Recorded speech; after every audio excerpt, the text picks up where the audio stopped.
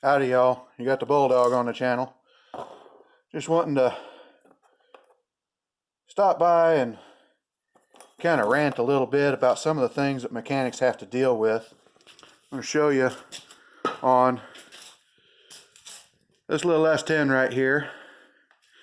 Came in with customer concern of no heating in the footwell. The vents won't shut off up here in the dash.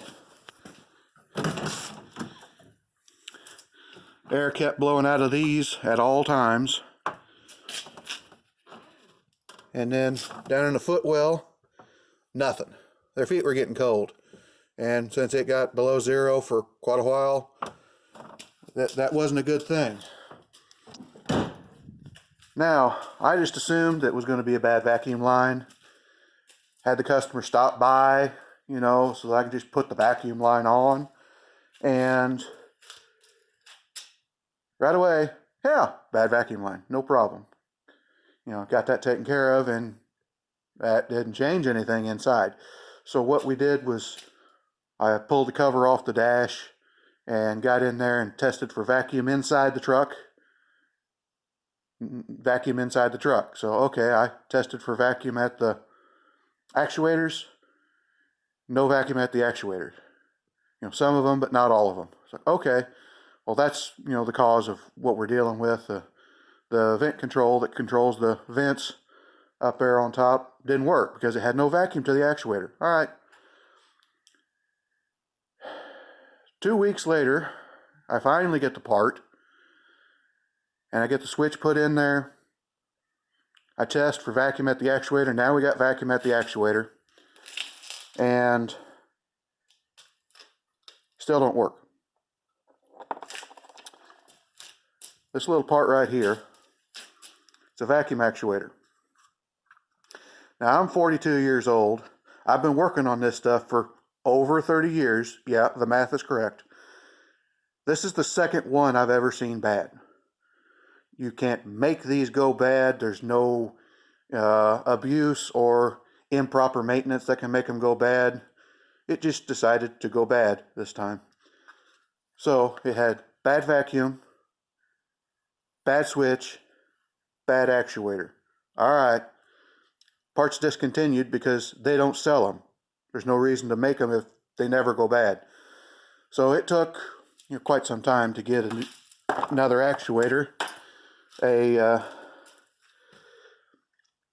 salvage yard said they could get it. Of course, they get the wrong one.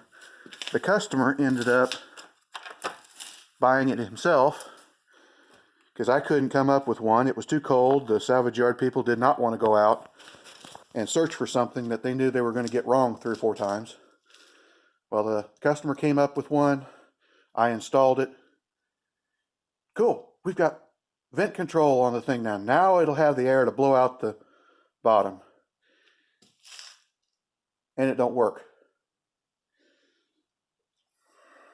I get down there and I check everything. The actuator for the footwell is working like it's supposed to. But I see that the end of it's twisting a little bit whenever it rotates. So I take the actuator off. I unhook the lever and I start flipping it around. And it's quite obvious to me that the door is broken.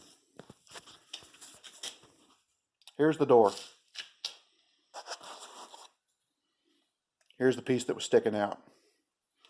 Again, there's no amount of abuse or improper maintenance that can cause that. It just happens because they make them out of plastic now. Everything plastic on this truck has been cracking and breaking. Sits in the sun too long. So I have to pull the entire dash out. 5-6 hours worth of work. I get that put in there, get it all put back together. In that time, the battery has gone dead because, it's below zero. And I got a battery charger on it. I get it fired up. I test everything. Everything works like it's supposed to. Okay, customer's going to come out and get it last night. And I go to start it up. It won't start. It cranks, it won't start. What the heck? And I had noticed that it didn't want to start sometimes when I got in it, but it's that cold, it's just not going to want to start. I checked for voltage, it's only got 10 volts in the battery. It's got a dead cell. It's got 6 cells, 2 volts each, they add up to 12 volts. It's only got 10 volts in the battery. It's enough to crank the motor, but it's not enough to engage the computer and make everything work. So it would crank, but it wouldn't start. So I ended up having to go get a battery. It was already the most needless repair that I've ever done. And for some reason, I think it's going to get worse. Hopefully, you guys get to see it all with me.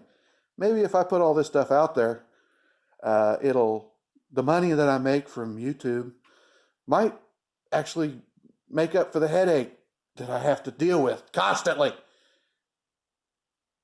No, I doubt it.